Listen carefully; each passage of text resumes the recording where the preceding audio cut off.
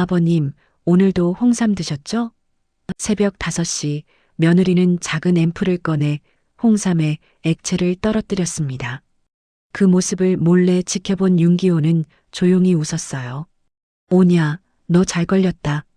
72세 노인은 다짐했습니다. 며느리의 가면을 벗겨낼 복수는 이제 시작이라고. 오늘의 사연 시작합니다. 무료 구독 버튼 눌러주세요. 윤기호는 아들 진석이 결혼한다는 소식을 들었을 때 며느리가 어떤 사람일지 궁금했습니다. 진석이 해외 근무를 다니느라 자주 못 보던 차에 갑작스럽게 결혼 얘기를 꺼냈거든요. 아버지, 소라라는 여자랑 결혼하려고 해요. 카페를 운영하는 괜찮은 사람이에요. 진석이 전화로 말했을 때 기호는 그저 아들이 좋은 사람을 만났구나 싶었어요. 결혼식 후 신혼부부는 기호가 혼자 사는 연립주택으로 들어왔습니다. 정소라는 첫날부터 아버님, 앞으로 잘 부탁드려요라며 정중하게 인사했어요. 기호는 며느리의 밝은 웃음과 정성스러운 모습에 마음이 놓였죠. 진석이 해외 출장을 자주 나가는 상황에서 소라가 시아버지를 잘 돌봐줄 거라고 생각했거든요. 처음 몇 달간은 정말 평화로웠습니다. 소라는 매일 아침 홍삼을 끓여주고 기호의 세탁물도 챙겨주고 카페 일로 바쁜 중에도 시아버지를 잘 챙겼어요. 기호 역시 며느리가 고마웠죠. 고생이 많네, 소라야. 아니에요, 아버님. 당연한 일인걸요. 그런 대화가 일상이었어요. 진석이 해외에 나가 있을 때도 집안 분위기는 화목했습니다. 그런데 6개월 정도 지나면서 소라의 모습에서 미묘한 변화가 느껴지기 시작했어요. 카페 운영이 어렵다며 한숨을 자주 쉬고 전화 통화를 할 때도 목소리가 짜증스러워졌죠. 기호는 며느리가 힘들어하는구나 싶어 더 신경을 써줬습니다. 그러던 어느 날 새벽 화장실에 가려고 거실을 지나치다가 이상한 장면을 목격했어요. 새벽 5시 기호는 평소처럼 화장실에 가려고 침대에서 일어났습니다. 복도를 지나는데 부엌에서 희미한 조명이 새어나오는 게 보였어요. 정소라가 혼자 부엌에 서서 뭔가 하고 있었죠. 기호는 복도 모서리에 몸을 숨기고 지켜봤습니다. 정소라는 홍삼 보온병 뚜껑을 열고 작은 앰플을 꺼내 액체를 조심스럽게 떨어뜨리고 있었어요. 그리고 보온병을 천천히 흔들어 섞은 뒤 조용히 부엌을 정리하고 자신의 방으로 돌아갔습니다. 영양제라도 넣는 건가? 기호는 속으로 중얼거렸어요. 하지만 왜 새벽에 몰래 하는지 이해가 안 됐죠. 아침이 되자 정소라가 평소처럼 홍삼을 컵에 따라 기호 앞에 놓았습니다. 아버님, 홍삼 드세요. 정소라가 밝게 웃으며 말했어요. 기호는 컵을 들어 입에 대는 순간 액체를 삼키지 않고 혀에만 살짝 묻혀봤습니다. 순간 금속성 쓴맛과 이상한 약 냄새가 느껴졌어요. 기호는 아무 표정 없이 화장실 좀 다녀올게라고 말하며 자리를 떴습니다. 욕실에서 입안을 여러 번 헹군 뒤 컵에 남은 홍삼을 빈 보온병에 모두 옮겨 담았어요. 그리고 컵을 물로 깨끗이 헹궈 원래 자리에 올려놨죠. 정소라는 기호가 홍삼을 다 마신 줄 알고 기뻐했습니다. 아버님이 홍삼을 잘 드시니까 몸이 좋아지실 거예요. 다음 날 새벽 기호는 알람을 평소보다 30분 일찍 맞춰놨습니다. 기침 소리를 죽이며 복도 모서리에 몸을 숨기고 기다렸어요. 정소라가 똑같은 시간에 부엌으로 나와 어제와 같은 행동을 반복했습니다. 하지만 이번에는 앰플에서 더 많은 양의 액체를 떨어뜨렸어요. 기호는 그 장면을 끝까지 지켜본 뒤 작업실로 쓰던 작은 방에서 낡은 수첩을 꺼냈습니다. 수첩에 날짜와 시간을 적고 앰플의 생김새와 투입량까지 구체적으로 기록했어요. 12월 3일 새벽 5시 10분 투명한 앰플. 어제보다 2배 정도 많이 넣은 기호는 자신이 놓친 부분이 없는지 꼼꼼히 되짚어봤습니다. 단순한 영양제 혼합이라기에는 너무 수상했거든요. 셋째 날 새벽 정소라의 행동은 더욱 의심스러워졌습니다. 주방 형광등을 끄고 간접등만 켜놓은 채 일회용 장갑까지 끼고 나타났어요. 그리고 어제보다 훨씬 큰 앰플 2개를 연달아 따서 홍삼 보온병에 부었습니다. 보온병을 여러 차례 흔들어 완전히 섞이도록 시간까지 들였죠. 기호는 그 장면을 선명하게 기억에 새겼습니다. 그날 아침 기호는 식탁에 놓인 홍삼 컵을 집어드는 척하다가 숟가락으로 일부만 떠서 입술에만 대봤어요. 그리고 바로 자신의 방으로 가져가 미리 준비해둔 스테인리스 보온 용기에 전량 옮겨 담았습니다. 컵을 물로 깨끗이 헹군 후 원래 상태로 식탁에 다시 올려놨죠. 정소라는 여전히 기호가 홍삼을 마신 줄 알고 있었어요. 이후 기호는 홍삼 섭취를 완전히 차단하기로 결심했습니다. 아침마다 요즘 속이 좀 불편해서라며 물만 마시는 모습을 일부러 과장되게 보여줬어요. 홍삼은 좀 부담스러워서 말이야. 기호가 말하자 정소라는 아버님, 그러면 다른 건강 음료라도 드세요라며 대체 음료를 권했습니다. 하지만 기호는 모든 음료를 거절했어요. 홍삼이 담긴 보온 용기는 작업실 철제 공구함에 숨겼습니다. 바닥을 드라이버로 들어 올려 만든 이중 바닥 사이에 비닐과 지퍼백, 밀폐 용기를 겹겹이 씌워 밀어 넣었어요. 그리고 공구함 위에 목과 볼트를 흩뿌려 평소와 똑같은 외형을 유지했습니다. 그날 밤 기호는 거실에서 TV를 보는 척하며 부엌 시계를 계속 확인했어요. 정소라가 새벽마다 같은 시각에 움직이는 패턴과 홍삼 보온병 교체 주기를 머릿속으로 정리했습니다. 자신의 관찰과 행동을 섭취 차단, 반복 관찰, 증거 보존 3단계로 구조화했죠. 시간이 지나도 정소라는 홍삼이 실제로 소비되지 않고 있다는 사실을 전혀 눈치채지 못했습니다. 같은 행동을 습관처럼 계속 반복했어요. 그 모습을 지켜본 기호는 확신했습니다. 이것은 단순한 실수나 과잉 영향이 아니라 점점 투입량을 늘려가며 누적 효과를 노리는 계획적인 시도라는 걸 말이에요. 기호는 조용히 다음 단계를 준비하기 시작했습니다. 며칠 뒤 아침 기호는 일부러 TV 리모컨을 냉장고 위에 올려둔 뒤 거실을 천천히 둘러봤습니다. 리모컨이 어디 갔지? 기호가 중얼거리며 소파 쿠션을 들춰보고 탁자 밑을 기웃거렸어요. 정소라가 부엌에서 설거지를 하다가 고개를 돌렸죠. 아버님, 리모컨 찾으세요? 응, 분명히 여기 뒀는데 없네. 기호가 같은 곳을 또 뒤지며 말했습니다. 냉장고 위에 있어요, 아버님. 정소라가 가리키며 말했어요. 기호는 어리둥절한 표정을 지으며 내가 언제 거기다 뒀지? 라고 중얼거렸습니다. 10분 뒤 기호는 또 똑같은 질문을 했어요. 소라야, 리모컨 못 봤나? 정소라가 살짝 눈살을 찌푸렸죠. 아까 드렸는데 벌써 잊으셨어요? 아, 그랬나? 기호가 머리를 긁으며 말했습니다. 이런 상황을 하루에 3-4번 반복하자 정소라의 표정이 점점 의아해졌어요. 아버님이 요즘 자꾸 깜빡하시네. 다음 날 기호는 탁자 위 달력을 보며 일부러 날짜를 틀리게 읽었습니다. 오늘이 화요일이네. 아버님, 오늘은 수요일이에요. 정소라가 바로잡아 주었어요. 기호는 달력을 다시 보더니 고개를 갸우뚱했죠. 내가 잘못 봤나? 정소라가 달력을 가리키며 설명해줬지만 기호는 여전히 이해하지 못하는 듯한 표정을 지었습니다. 이런 실수가 계속 반복되자 정소라는 점점 걱정스러운 눈빛을 보냈어요. 오후가 되자 기호는 외투를 입고 집을 나섰습니다. 주머니에 숨겨둔 현금을 만지작거리며 동네 골목을 천천히 걸었어요. 첫 번째로 들른 곳은 전파상이었습니다. 작은 가게 안에는 온갖 전자제품이 빽빽하게 들어서 있었죠. 어르신, 뭘 찾으세요? 사장이 물었어요. 녹음기 좀 보려고 하는데. 어떤 용도로 쓰실 건가요? 라디오 프로그램 녹음하려고. 기호가 거짓말을 했습니다. 사장이 몇 가지 제품을 보여주자 기호는 가장 작고 눈에 띄지 않는 녹음기를 골랐어요. 전파상을 나온 기호는 골목 건너편 중고가전 매장으로 발걸음을 옮겼습니다. 이곳에서는 또 다른 녹음기 한 대와 저가형 CCTV를 구입했어요. 이 카메라 화질이 어때요? 기호가 물었습니다. 가격 대비 괜찮아요. 집 안보안용으로 쓰기엔 충분하죠. 점원이 설명해 주었어요. 마지막으로 근처 문구점에서 메모리 카드 여러 장을 샀습니다.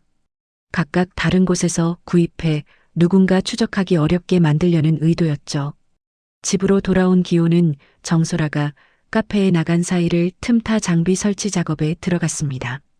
첫 번째 녹음기는 거실 장식장 뒤편 틈새에 숨겼어요. 액자를 살짝 앞으로 당겨 녹음기가 보이지 않게 가렸죠. 두 번째 녹음기는 부엌 상부장 위쪽, 평소 손이 닿지 않는 곳에 테이프로 고정했습니다. 메모리 카드들은 자신의 방 책장 하단 서적 사이사이에 분산해서 끼워 넣었어요. 가장 신경을 쓴 건 CCTV 설치였습니다. 거실 구석에 놓인 공기청정기 뒤쪽에 카메라를 배치하고 전원선을 공기청정기 전선과 함께 묶어 하나의 전선처럼 보이게 했어요. 각도를 여러 번 조정해서 거실과 부엌이 모두 화면에 잡히도록 세팅했죠. 작업이 끝나자 기호는 한숨을 내쉬었습니다. 이제 모든 게 기록될 거야. 밤이 되어 집안이 완전히 조용해지자 기호는 방문을 잠그고 녹음기에서 파일을 빼냈습니다. USB 메모리에 옮겨 담은 뒤 윗집에 사는 이만옥을 찾아갔어요. 문을 두드리자 이만옥이 나왔습니다. 기호 씨, 이 시간에 웬일이세요? 만옥 누나, 부탁이 하나 있어요. 기호가 USB를 내밀며 말했습니다. 사진 파일 정리 좀 부탁해요. 컴퓨터를 잘 못 다뤄서. 이만옥은 의아해하면서도 그럼요. 언제든 갖다 주세요라고 대답했어요. 이만옥을 만나고 돌아온 기호는 수첩에 파일 목록을 꼼꼼히 적어 넣었습니다. 날짜, 시간, 파일 내용까지 상세하게 기록했어요. 조작된 홍삼은 여전히 공구함 이중 바닥에 보관되어 있었지만 기호는 추가 계획을 세웠죠. 다음에 홍삼이 또 조작되면 작은 유리병에 별도 샘플을 덜어내어 냉장고 채속한 뒤편에 라벨 없이 숨겨놓기로 했어요. 혹시 모를 분석 오류에 대비한 보험이었습니다. 그날 밤부터 기호는 새로운 루틴을 시작했습니다. 방 안 책상 위에 스마트폰을 세워두고 영상 일기를 촬영하는 거였어요. 오늘은 12월 10일 수요일입니다. 오늘 오후 2시경 정소라가 카페에서 돌아와 부엌에서 30분간 뭔가 준비했습니다. 제가 확인한 바로는 기호가 조용한 목소리로 그날 있었던 일들을 시간 순서대로 설명했어요. 관찰한 내용, 함께 있었던 사람, 특이사항까지 빠짐없이 기록했죠. 촬영이 끝난 영상은 개인 이메일 계정에 업로드하고 예전에 사용하던 외장 USB 2개에도 각각 복사했습니다. 하나는 서랍 깊숙한 곳에, 다른 하나는 작업복 안주머니에 넣어 세탁 바구니와 분리해서 보관했어요. 혹시 한 곳이 발견되더라도 다른 곳에서 복구할 수 있도록 하는 치밀한 계획이었죠. 시간이 지날수록 정소라의 태도가 눈에 띄게 변했습니다. 기호의 반복적인 실수와 시간 감각 혼란을 보며 실제 인지 저하로 믿기 시작한 거예요. 아버님, 이거 어떻게 할까요? 라는 질문에도 당신이 알아서 해라고 대답하는 일이 늘어났죠. 집안일이나 돈 관련 결정에서도 기호의 의견을 점점 배제했어요. 심지어 친구들과 전화할 때도 아버지가 요즘 좀 정신이 왔다 갔다 해서 걱정이에요라는 말을 자주 했습니다. 기호는 거실에 앉아 TV를 보는 척하며 정소라의 변화를 지켜봤어요. 자신이 준비해둔 녹음기들이 모든 대화를 기록하고 있고 CCTV가 움직임을 감시하고 있다는 사실에 안심이 되었죠. 영상 일기와 분산 저장된 증거들까지 모든 장비와 기록이 제자리를 찾아가고 있었어요. 기호는 마음속으로 다짐했습니다. 며느리의 경계심이 완전히 풀릴 때까지 치매 연기를 계속하고 증거를 여러 곳에 분산해서 보관하는 게 이 싸움에서 이기는 핵심이라는 걸 말이에요. 몇 주가 지나자 정소라는 평소보다 한층 단정한 검은색 블라우스를 입고 기호 앞에 나타났습니다.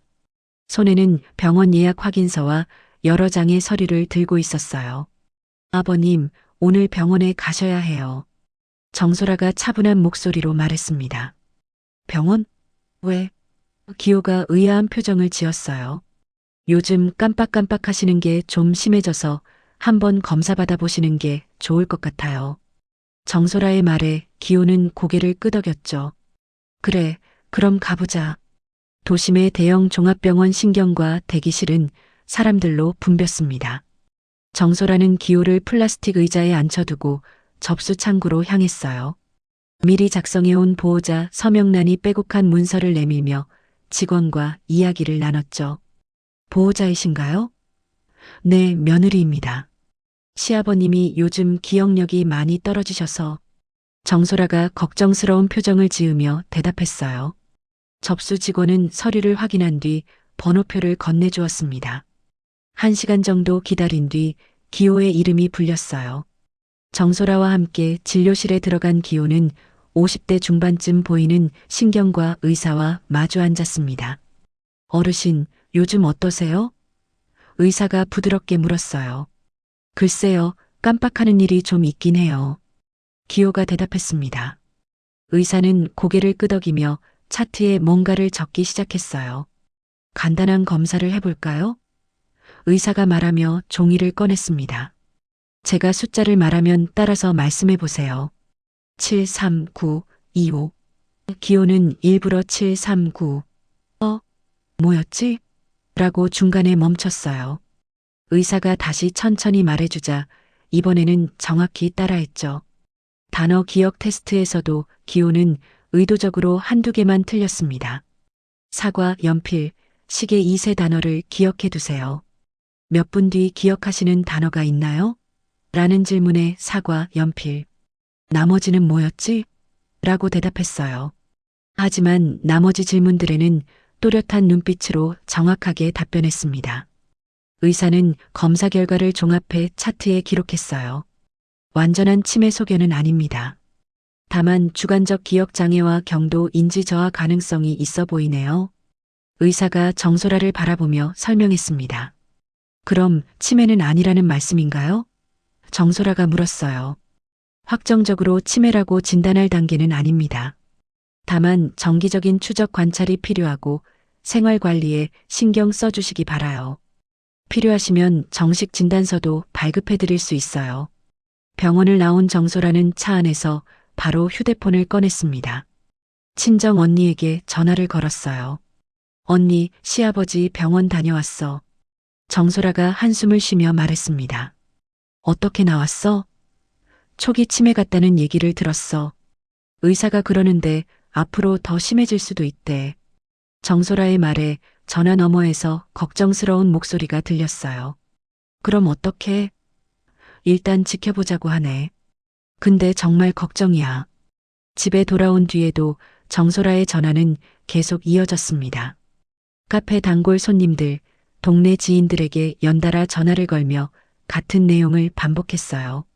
시아버지가 치매 진단을 받았어요. 정말 막막해요. 시간이 지날수록 이야기는 점점 과장되어 갔죠. 치매 확진을 받았다더라. 완전히 치매래 같은 소문이 주변 사람들 사이에 퍼져나갔습니다. 며칠 뒤 정소라는 식탁 위에 두꺼운 서류 뭉치를 펼쳐놓았어요. 보험 수익자 변경 동의서, 부동산 위임장, 추가 대출 담보 관련 서류들이었죠.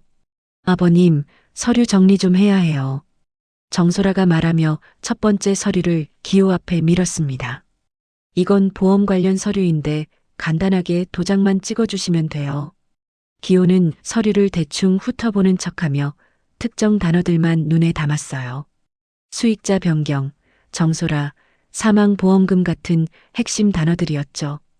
복잡하네, 잘 모르겠어. 기호가 노쇠한 사람처럼 고개를 끄덕이며 말했습니다. 괜찮아요, 아버님. 제가 다 알아서 할게요. 정소라가 달래며 도장을 건넸어요. 기호는 손목에 찬 얇은 손목형 녹음기를 슬쩍 확인한 뒤 서류 하단의 동그라미 표시 위에 정확히 도장을 찍었습니다. 종이 넘기는 소리와 정소라의 설명이 모두 녹음기에 담기고 있었어요. 모든 서류가 한 번에 끝나지는 않았습니다. 며칠에 걸쳐 정소라는 추가 서류들을 가져왔어요. 은행에서 추가로 필요하다고 하네요. 또요? 기호가 투덜거렸습니다. 죄송해요, 아버님. 조금만 더 참아주세요. 정소라는 기호가 같은 질문도 하지 않고 순순히 도장을 찍는 모습을 보며 속으로 안도했죠. 이제 정말 판단력이 떨어진 게 확실해. 정소라가 마음속으로 생각했어요. 점점 기호 명의의 예금, 계좌, 연립주택 지분, 생명보험과 상해보험의 수익 구조가 정소라에게 유리하게 바뀌어 갔습니다. 정소라는 서류 사본들을 자신의 방 책상 서랍 깊숙한 곳에 따로 모아두었어요. 혹시 모를 상황에 대비해서였죠. 같은 시기 정소라는 카페 단골 손님이던 박상민에게 연락을 더 자주 하기 시작했습니다. 박상민은 40대 후반의 보험 설계사 출신으로 평소 카페에서 커피를 마시며 정소라와 가벼운 대화를 나누던 사이였어요. 상민 씨, 시간 있을 때 좀 만나요. 정소라가 전화로 말했습니다. 무슨 일인가요? 좀 상담하고 싶은 게 있어서요. 매장 문을 닫은 늦은 저녁, 둘은 카페 구석 테이블에 마주 앉았어요. 수익자 변경이 끝났다고 하셨죠? 박상민이 조용한 목소리로 물었습니다. 네, 다 처리했어요. 정소라가 고개를 끄덕였어요. 그럼 실제 사고가 발생하면 보험금이 얼마나 나와요? 생명보험 3억, 상해보험 2억, 총 5억 정도 될 거예요. 박상민이 계산기를 두드리며 대답했습니다. 지급 절차는 어떻게 돼요? 보통 한 달 정도 걸리죠. 사고 증명서랑 진단서만 제출하면 돼요. 둘의 대화는 점점 구체적으로 변해갔어요. 이 시점부터 기호의 이름은 서류상으로는 여전히 집과 재산의 주인이었지만 실제 결정 권한은 정소라의 손에 넘어간 상태였습니다. 기호는 자신이 찍어준 도장 하나하나가 나중에 어떤 무게로 돌아올지 알고 있었기에 손목의 녹음기를 여러 번 확인했어요. 모든 것이 기록되고 있다는 사실이 그에게는 유일한 위안이었습니다. 정소라는 이제 완전히 기호를 무력한 노인으로 여기며 다음 단계를 준비하기 시작했죠. 어느 날 밤 11시가 넘어서 거실불이 모두 꺼지고 집안이 완전히 잠잠해진 시각이었습니다. 정소라는 자신의 카페로 향했어요. 매장 안은 작은 조명 하나만 켜져 있어 어둑했죠. 박상민이 이미 구석 테이블에 앉아 노트북을 켜두고 기다리고 있었습니다. 늦어서 미안해. 정소라가 가방에서 서류 뭉치를 꺼내며 말했어요. 괜찮아. 나도 방금 왔어. 박상민이 대답하며 테이블을 정리했습니다. 정소라는 보험 증권과 자산 목록, 예상 보험금 계산서를 테이블 위에 차례로 펼쳐놓았어요. 이게 생명보험 3억, 상해보험 2억이니까 총 5억이 맞지? 정소라가 손가락으로 숫자를 가리키며 물었습니다. 응, 맞아. 근데 해지하면 손실이 크니까 꼭 사고가 나야 해. 박상민이 계산기를 두드리며 대답했어요. 그래서 만나자고 한 거야. 이제 구체적인 계획을 세워야 해. 정소라의 목소리가 진지해졌습니다. 박상민은 스마트폰을 꺼내 메모장을 열었어요. 연립주택 계단 구조부터 정리해보자. 그가 화면에 간단한 그림을 그리기 시작했습니다. 1층에서 2층으로 올라가는 중간에 회전 지점이 있지? 맞아. 거기서 넘어지면 아래로 굴러떨어져. 정소라가 고개를 끄덕였어요. 기존 CCTV는 현관 쪽만 비추니까 계단은 사각지대야. 박상민이 그림에 X 표시를 하며 설명했습니다. 둘은 주민들의 생활 패턴까지 세세하게 분석했어요. 쓰레기 배출은 화요일, 금요일 아침 7시야 정소라가 말했습니다. 그럼 그 시간에 맞춰서 하면 되겠네. 아침 일찍이니까 사람도 별로 없고. 박상민이 시간대를 메모했어요. 소음은 어떻게 할 거야? 계단에서 넘어지는 소리야 자연스럽잖아. 아무도 의심 안 할 거야. 정소라가 차갑게 웃었습니다. 이 모든 장면은 거실에 설치된 기호의 CCTV가 고스란히 녹화하고 있었습니다. 카페 벽면에 달린 관제용 카메라도 일부 각도에서 테이블을 비추고 있었어요. 다음 날 아침 기호는 스마트폰으로 영상을 재생해 확인했습니다. 두 사람이 나누는 대화 내용과 서류를 가리키는 모습이 선명하게 화면에 담겨 있었어요. 기호는 영상을 멈춰가며 중요한 단어들을 노트에 옮겨 적었습니다. 5억, 계단, 화요일 사각지대. 모든 것이 구체적인 계획이었어요. 기호는 더 이상 의심 단계가 아니라 실제 실행 준비 단계로 넘어갔다는 확신이 들었습니다. 공구함 이중 바닥에 보관해둔 조작된 홍삼 중 일부를 작은 유리병에 조심스럽게 옮겨 담았어요. 뚜껑을 2번 확인한 뒤 가슴 안주머니에 넣고 집을 나섰습니다. 목적지는 예전에 허리 통증 치료를 받았던 한방병원이었어요. 한방병원 원장실에서 기호는 조심스럽게 유리병을 꺼냈습니다. 원장님, 부탁드릴 게 있어요. 기호가 말을 꺼냈어요. 뭔가요? 60대 중반의 원장이 호기심 어린 눈으로 물었습니다. 이 홍삼 성분에 이상한 약물이 들어있는지 확인해 주실 수 있나요? 공식 검사가 아니라 개인 의뢰예요. 기호의 진지한 표정을 본 원장은 고개를 끄덕였어요. 병원 이름이나 제 면허번호는 사용하지 않고 별도 분석 보고서 형식으로 결과를 드리겠습니다. 며칠 뒤 원장에게서 연락이 왔습니다. 기호는 서둘러 병원으로 향했어요. 원장이 건네준 분석 결과지를 보는 순간 기호의 얼굴이 굳어졌습니다. 수면제 계열과 심장 박동 억제 성분이 일정 비율로 혼합되어 있다는 내용이 적혀 있었어요. 더 충격적인 건 단 한 번의 고용량 투입이 아니라 여러 차례 적은 양을 누적했을 때 치명적인 결과를 낼 수 있다는 소견이었습니다. 마지막 장하단에는 원장에 잡힐 서명과 날짜가 또렷하게 찍혀 있었어요. 정말 고맙습니다, 원장님. 기호가 깊이 고개를 숙였습니다. 분석서 원본을 받아든 기호는 곧바로 근처 은행으로 향했습니다. 임대 금고를 새로 계약하고 원본을 안전하게 보관했어요. 복사본 2부는 투명 파일에 끼워 각각 다른 곳에 맡겼죠. 하나는 윗집 이만옥에게 전달했습니다. 만옥 누나, 이것도 부탁해요. 또 사진 파일이에요? 이만옥이 물었어요. 비슷한 거예요. 잘 보관해 주세요. 기호가 간곡히 부탁했습니다. 다른 하나는 해외에 있는 아들 윤진석에게 스캔해서 이메일로 전송했어요. 설령 한 곳이 사라져도 다른 곳에서 원문을 확인할 수 있도록 하는 치밀한 계획이었습니다. 분석 결과를 손에 쥔 기호는 다음 단계로 넘어갔습니다. 연립주택관리사무소를 찾아갔어요. 관리소장님, 부탁이 있어요. 기호가 말을 꺼냈습니다. 뭔가요? 요즘 계단에서 낙상 사고가 자주 일어난다고 하던데 계단 회전 지점에 임시로라도 CCTV 좀 달아주실 수 있어요? 기호의 요청에 관리소장이 고개를 갸우뚱했어요. 거기는 원래 사각지대라서 비용이 좀 들 텐데요. 제가 비용 부담할게요. 안전이 우선이잖아요. 기호가 간절히 부탁하자 관리소장이 승낙했습니다. 둘은 함께 계단으로 가서 카메라 설치 위치와 각도를 꼼꼼히 확인했어요. 마지막으로 기호는 경찰서 민원실을 찾았습니다. 접수 창구에서 가족에 의한 위해 가능성 신고를 하고 싶어요라고 말했어요. 경찰관이 의아한 표정을 지었지만 기호를 상담실로 안내했습니다. 구체적으로 어떤 상황인가요?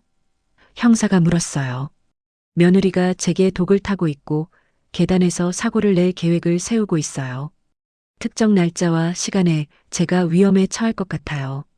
기호가 차분하게 진술했습니다.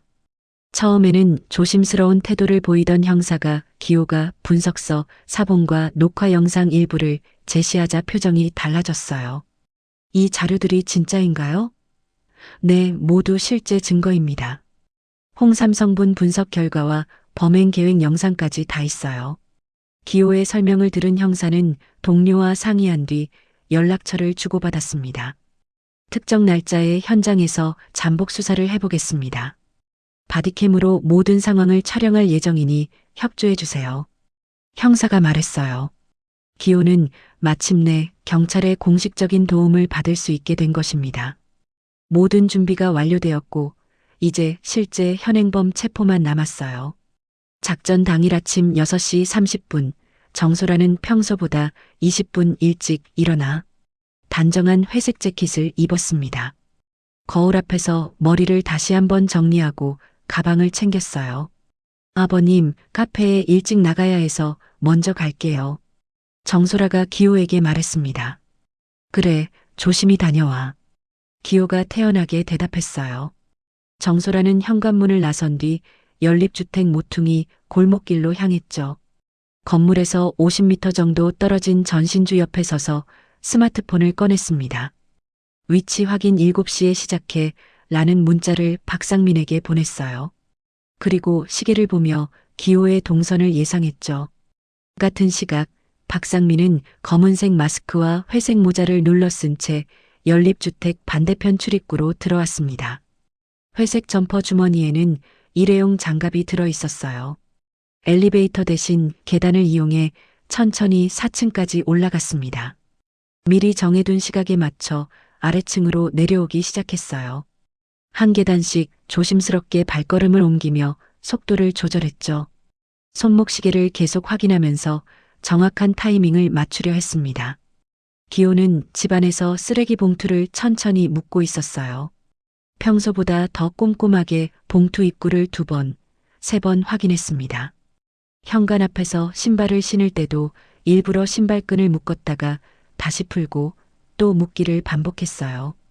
오늘도 똑같은 하루구나 하는 표정으로 무심하게 중얼거렸죠. 마침내 쓰레기 봉투를 들고 현관 밖으로 나섰습니다.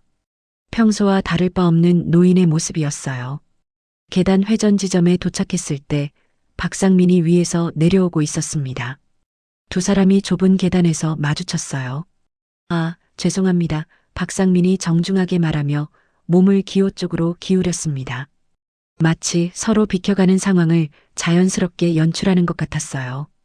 박상민은 한 손으로 난간을 잡는 척하면서 다른 손바닥으로 기호의 등과 어깨 부위를 짧고 강하게 밀쳤습니다.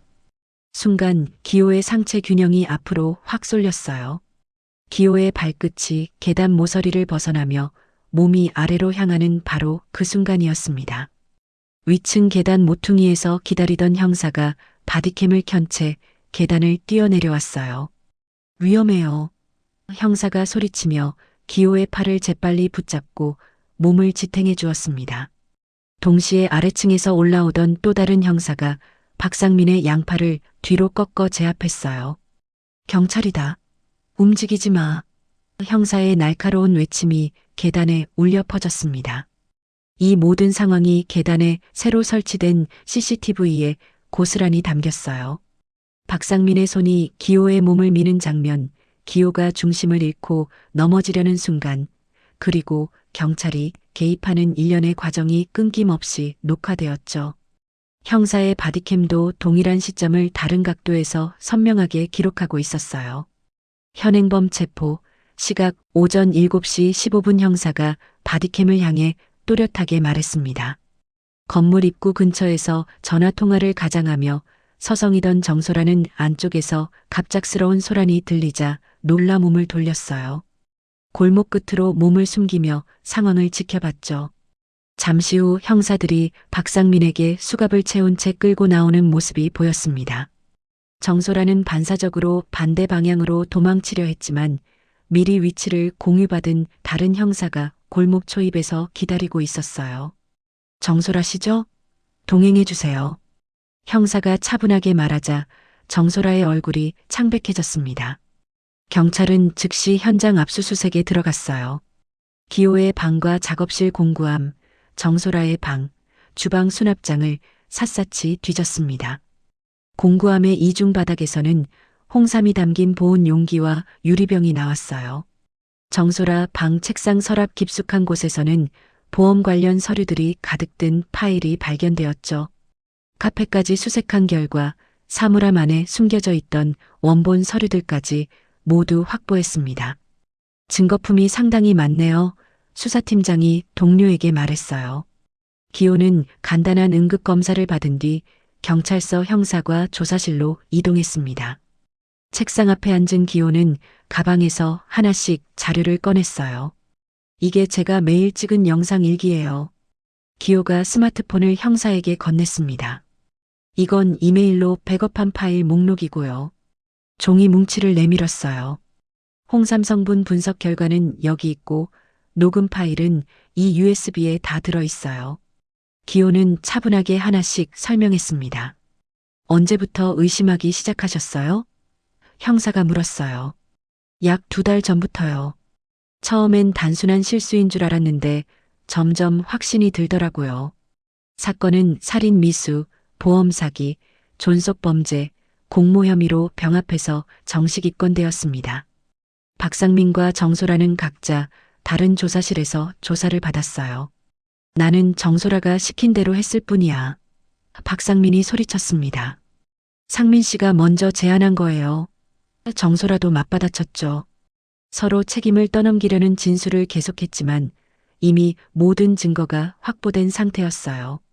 경찰은 현행범 체포 당시 영상과 계단 밀침 장면을 중심으로 수사 방향을 공모에 의한 계획범죄로 확정했습니다. 증거가 너무 명확해서 변명의 여지가 없네요. 담당 형사가 동료에게 속삭였어요. 기호의 치밀한 준비 덕분에 완벽한 현행범 체포가 이루어진 것입니다. 체포 직후 첫 언론 보도는 예상보다 소략했습니다. 지역 방송국 저녁 뉴스에서 노인과 며느리 사이의 재산 갈등 끝에 발생한 살인 미수 사건이라는 제목으로 30초 정도 다뤄졌어요. 아나운서는 담담한 목소리로 가족 간 다툼이 과열된 결과로 보인다고 멘트했습니다. 기호는 병원 침대에서 그 뉴스를 보며 씁쓸하게 웃었어요. 이게 전부네. 기호가 중얼거렸습니다. 며칠 뒤 상황이 달라졌습니다. 정소라 측 변호인이 움직이기 시작한 거였어요. 익명 제보 형식으로 여러 언론사에 자료를 흘렸습니다. 인지 저하를 겪는 노인이 가족을 오해해 벌어진 사태라는 취지의 보도자료였죠. 다음 날 아침 신문 기사 제목들이 바뀌었어요. 치매 의심 시아버지의 과잉 의심? 노인의 망상이 빚은 비극 같은 문장들이 기사 제목에 붙기 시작했습니다. 기호는 신문을 읽으며 분노를 참았어요. 온라인에서는 상황이 더 혼란스러웠습니다. 커뮤니티와 댓글창에서 사건의 전모를 모르는 사람들이 추측성 의견을 쏟아냈어요. 노인 보호가 시급하다, 요양원에 모셔야 하는 거 아닌가 같은 의견들이 올라왔습니다. 반대편에서는 허언증일 가능성이 높다, 치매 환자의 말을 믿을 수 있나 같은 댓글들이 달렸죠. 여론은 사실과 상관없이 양쪽으로 갈라져 소음만 높였어요. 진실은 어디에도 없었습니다. 기호는 연일 계속되는 경찰 조사와 언론 인터뷰 요청에 지쳐갔어요. 체력과 정신력이 급격히 소모되고 있었죠. 어느 날 새벽 평소처럼 화장실에 가려고 침대에서 일어났는데 갑자기 현기증이 밀려왔습니다. 기호가 중얼거리며 벽을 짚었지만 그대로 쓰러져 버렸어요. 이웃 이만옥이 쿵 소리를 듣고 달려와 119에 신고했습니다. 구급차에 실려 응급실로 옮겨진 기호는 영양실조와 스트레스 과다 진단을 받고 입원하게 되었어요. 해외 지사에서 근무 중이던 윤진석은 병원에서 온 긴급 연락을 받고 깜짝 놀랐습니다. 아버지가 쓰러지셨어요. 간호사의 말에 진석은 즉시 상사에게 달려갔어요. 가족 응급 상황이 생겨서 급히 귀국해야 합니다. 물론이죠. 어서 가세요. 상사가 이해해 주었습니다. 진석은 그날 밤 비행기를 타고 한국으로 향했어요. 병원 병실에서 창백한 얼굴로 누워있는 아버지를 보며 가슴이 찡했습니다. 아버지, 괜찮으세요? 진석아 왔구나. 기호가 힘없이 웃으며 대답했어요. 진석은 회사에 장기 휴직을 신청하기로 결심했습니다. 퇴원 후 집으로 돌아온 진석은 정리할 게 산더미였어요. 사건 이후 어수선해진 집안을 차근차근 정돈하기 시작했습니다. 창고방을 정리하던 중 박스와 잡동사니 사이에서 이상한 것들을 발견했어요. 화면이 금이 간 구형 태블릿과 안 쓰던 스마트폰 2대였죠. 전원 버튼을 눌러봤지만 켜지지 않았습니다. 이게 뭘까? 진석이 혼잣말했어요. 혹시 모를 데이터 가능성을 생각해 조심스럽게 보호 봉투에 넣어뒀습니다. 다음 날 진석은 포렌식 전문 업체를 찾아갔어요. 전원이 안 켜지는 기기에서도 데이터 복원이 가능한가요? 진석이 물었습니다. 네, 메모리 칩을 직접 분리해서 복원하는 방법이 있어요. 삭제된 파일도 복구할 수 있고요. 엔지니어가 설명해 주었어요. 그럼 정식으로 의뢰하겠습니다. 진석이 사건 번호와 함께 의뢰서를 작성했습니다. 며칠 뒤 포렌식 엔지니어에게서 흥미로운 보고가 왔어요. 기기와 연동된 클라우드 계정을 역추적했는데 삭제 로그가 남아 있어요. 엔지니어가 화면을 가리키며 설명했습니다. 삭제 시점과 IP 주소, 접속 기기까지 확인됐고요. 특히 이 시점이 주목할 만해요. 화면에 표시된 시간은 기호가 언급했던 카페 야간 회의 시점과 정확히 일치했어요. 정말 신기하네요. 진석이 감탄했습니다. 복구 작업이 진행되면서 놀라운 결과들이 나왔습니다. 삭제된 메신저 대화, 일정표, 음성 메모, 보험 설계 파일들이 하나씩 화면에 나타나기 시작했어요. 진석은 복구되는 자료들을 하나씩 캡처하고 출력물로 받았습니다. 이걸 변호사님과 검찰에 동시에 전달해야겠어요. 진석이 말했어요. 자료들 속에는 실행 날짜, 보험 만기일, 예상 지급액 같은 구체적인 숫자들이 반복적으로 등장했습니다. 사건의 성격이 완전히 바뀌었어요. 초기의 단순한 가족 분쟁이라는 프레임은 완전히 무너졌습니다. 메신저 기록과 스케줄 파일 속 키워드들이 모든 걸 바꿔놓았어요. 수사팀도 방향을 전환했습니다. 이건 계획된 조직적 범행이야. 담당 형사가 동료에게 말했어요. 단순한 가족 다툼이 아니라 치밀한 보험 사기 살인이었네. 기호의 진술이 사실이었다는 게 데이터로 입증된 순간이었습니다. 포렌식 복구가 상당 부분 완료되자 놀라운 결과들이 쏟아져 나왔습니다. 복구된 태블릿 안에는 정교하게 그려진 계단 구조 그림 파일이 들어 있었어요.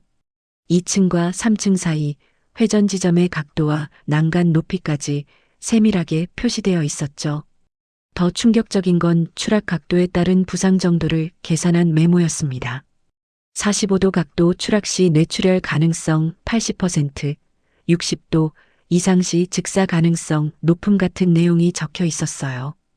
응급실 이송 후 사망 판정까지 예상 시간대를 나눈 일정표도 폴더별로 정리되어 있었습니다. 윤진석은 화면을 보며 소름이 돋았어요. 이렇게까지 계획적이었다니.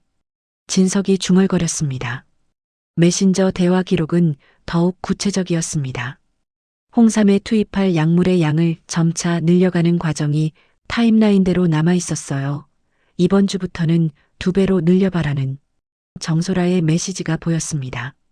너무 급하게 하면 들킬 수 있어라는 박상민의 답변도 있었죠. 어느 날짜부터는 고용량을 한 번에 넣자는 제안까지 등장했어요. 위험하지 않을까? 라는 박상민의 걱정에 어차피 계단에서 사고 날 거니까 상관없어라는 정소라의 냉정한 답변이 이어졌습니다. 약물 투입과 사고 계획의 연계가 완벽하게 드러난 순간이었어요. 복구된 음성 메모 파일이 재생되자 조사실이 조용해졌습니다. 정소라와 박상민의 목소리가 선명하게 들렸어요. 홍삼 말고 다른 음료는 어때? 아니야, 홍삼이 가장 안전해. 쓴맛 때문에 다른 맛이 섞여도 티가 안 나거든. 투입 시간은 새벽 5시로 고정하자. 그 시간엔 깨어날 리가 없어. 대화는 계단에서의 밀침 시점까지 구체적으로 이어졌습니다. 화요일 오전 7시 15분에 실행해 쓰레기 배출 시간에 맞춰서. 보험금 청구는 언제 해? 장례 끝나고 일주일 후에. 너무 빨리 하면 의심받을 수 있어. 담당 형사는 녹음을 멈추고 한숨을 내쉬었어요. 기호 어르신 말씀이 모두 사실이었네요. 기호가 남긴 영상 기록들은 그의 정상적인 인지 상태를 완벽하게 입증했습니다. 각 영상 파일의 날짜와 시각 정보가 속성에 그대로 남아 있었어요. 영상 속 기호는 그날 있었던 일들을 또렷한 언어로 정리해 설명하고 있었습니다. 12월 15일 오늘 정소라가 새벽에 홍삼에 약물을 투입하는 걸 확인했습니다. 투입량이 이전보다 3배 정도 늘어났어요. 기호의 목소리는 명확했고 논리적이었죠. 치매 환자가 이렇게 정확하게 상황을 기록할 수 있을까요? 검사가 반문했습니다. 영상들은 기호가 사건 전 기간 동안 충분한 판단력을 유지하고 있었다는 강력한 증거였어요. 모든 증거들이 퍼즐처럼 맞아떨어졌습니다. 이만옥과 윤진석에게 각각 전달된 성분 분석서 4본, 공구함에서 나온 홍삼 샘플, 계단 CCTV 영상, 바디캠 영상, 포렌식 복구 자료가 서로를 보완하며 완벽한 증거 체계를 만들어냈어요.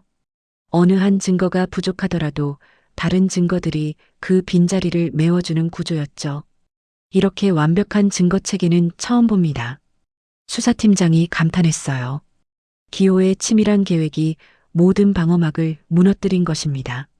정소라 측 변호인은 마지막까지 저항했습니다. 피고인은 여전히 인지 저하 상태에 있었고 기억에 왜곡이 있었을 가능성을 배제할 수 없습니다. 변호사가 법정에서 주장했어요. 또한 피해자가 설치한 녹음기와 CCTV는 불법적으로 수집된 증거입니다.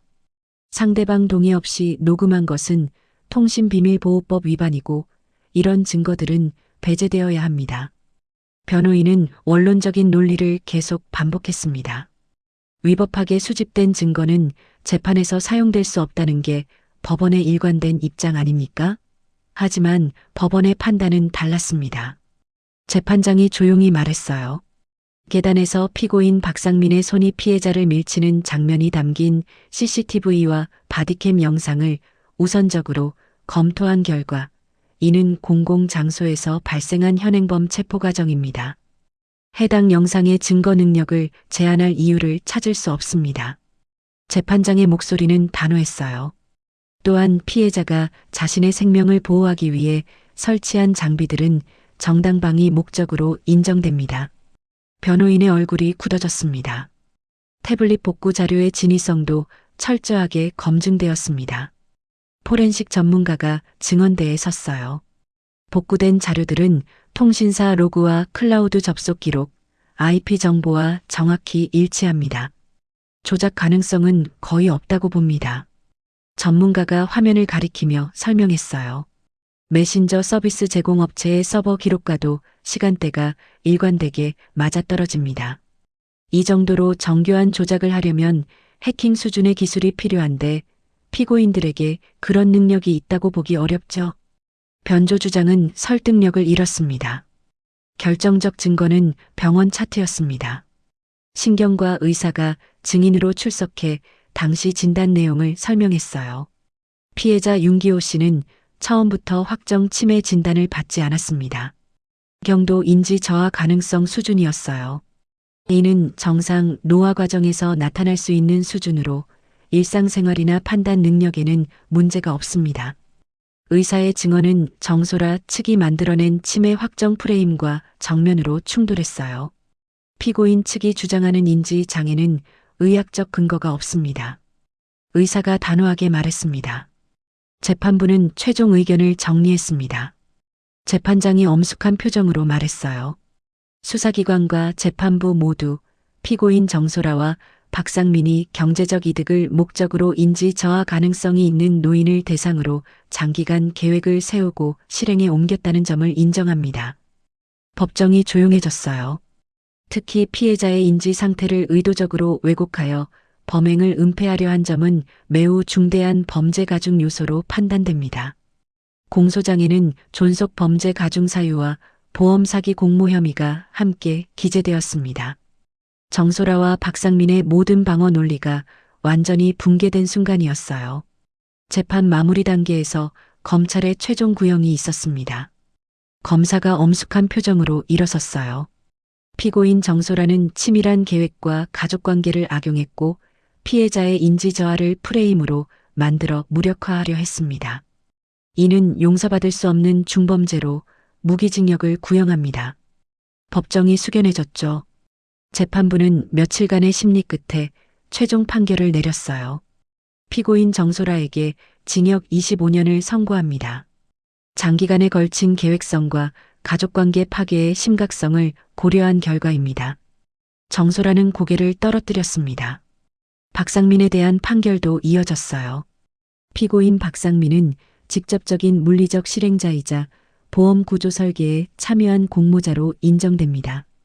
살인 미수 및 공모 혐의로 징역 18년을 선고합니다. 재판장이 계속 말했어요. 두 피고인 모두 출소 후에도 5년간 금융권 취업이 제한되며 보험 관련 업무 종사도 금지됩니다. 박상민도 절망적인 표정을 지었죠. 기호는 방청석에서 조용히 그 모습을 지켜봤습니다. 판결문에는 특별한 내용이 포함되었어요. 재판장이 또렷하게 읽어내렸습니다. 피해자의 인지 상태를 과장해 치매 환자로 몰아가 증언 신빙성을 떨어뜨리려 한 시도는 명백한 2차 가해이자 범죄 가중 요소입니다. 이 문장은 향후 유사 사건에서 선례로 활용될 수 있도록 별도 기록됩니다. 이는 기호뿐만 아니라 다른 노인들을 보호하는 중요한 법적 근거가 되었어요. 기호는 마음속으로 안도했습니다. 사건이 종결된 뒤 기호는 큰 결심을 했어요. 오랜 수사와 재판으로 지친 몸과 마음을 추스르기 위해 연립주택을 매각하기로 한 거였죠. 윤진석과 함께 같은 생활권 안의 소형 남양 아파트를 알아봤습니다. 아버지, 이 집 어때요? 엘리베이터도 있고 계단 걱정 없어요. 진석이 말했어요. 좋네, 여기로 하자. 기호가 고개를 끄덕였습니다. 계단 대신 엘리베이터를 사용하는 구조에서보다 안전한 일상을 준비할 수 있었어요. 이사 당일 기호는 철제 공구함을 직접 트럭에 실었습니다. 이것만은 제가 직접 옮길게요. 기호가 이사업체 직원에게 말했어요. 새로운 집에서도 공구함의 이중 바닥 구조는 그대로 유지되었지만 내부 내용은 완전히 바뀌었죠. 더 이상 증거가 아닌 목공 공구와 간단한 정비도구만이 채워졌어요. 공구함은 기호에게 과거를 떠올리게 하는 동시에 생존을 증명하는 소중한 물건이 되었습니다. 몇 달이 지나자 기호는 새로운 활동을 시작했어요. 지역 노인복지관에서 진행하는 이동지원 봉사에 참여한 거였죠. 거동이 불편하신 분들 병원에 모셔다 드릴게요. 기호가 복지관 직원에게 말했습니다. 안전교육 프로그램에도 사례자로 나섰어요. 위험 신호를 초기에 감지하는 방법이 중요합니다. 작은 변화라도 놓치지 말고 꼼꼼히 기록하세요. 기호의 경험담을 들은 다른 노인들이 진지하게 고개를 끄덕였어요. 윤진석도 삶의 방향을 완전히 바꿨습니다. 해외 근무 제안들을 모두 거절하고 국내 IT 회사로 이직했어요. 출퇴근 거리가 짧아서 아버지와 더 많은 시간을 보낼 수 있어요. 진석이 새 직장 동료에게 설명했습니다. 주말마다 아버지와 함께 장을 보고 근처 공원을 산책하는 게 새로운 루틴이 되었어요. 진석아, 오늘 날씨 참 좋다. 그러게요, 아버지. 저기 벤치에 잠깐 앉아서 쉬어가요. 소소하지만 소중한 일상이었습니다. 사건이 최종 판결로 마무리된 이후 언론계에도 변화가 있었어요. 주요 언론사들이 사건 초기에 왜곡된 보도에 대해 정정 보도를 내보냈습니다. 고령자와 인지 저하 의심 환자를 둘러싼 범죄 보도에서 망상이라는 단어를 함부로 사용하지 않겠습니다. 한 방송국 보도국장이 발표했어요. 내부 가이드라인도 새롭게 정비되었죠. 기호의 사건이 언론 보도 방식까지 바꿔놓은 것입니다. 한 언론사와의 인터뷰에서 기호는 진솔하게 말했어요.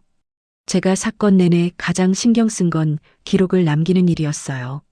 영상과 음성, 메모와 분석서, 샘플 보관까지 사소해 보이는 행동들이 모여서 제 생존과 진실 규명의 핵심이 되었죠. 기호의 차분한 목소리가 많은 사람들에게 울림을 주었습니다. 누구든 위기 상황에서는 자신을 의심하게 되는데 그럴 때일수록 꼼꼼한 기록이 중요해요. 기호가 덧붙였어요. 이후 기호의 이름은 거창한 영웅이 아니라 스스로를 지키기 위해 끝까지 기록을 멈추지 않은 평범한 노인으로 기억되었습니다. 치매라는 프레임 속에서도 자신의 정신을 잃지 않고 버텨낸 생존자였죠. 그가 남긴 기록들은 다른 이들이 위기 상황에서 자신을 의심하지 않게 하는 소중한 참고 사례가 되었어요.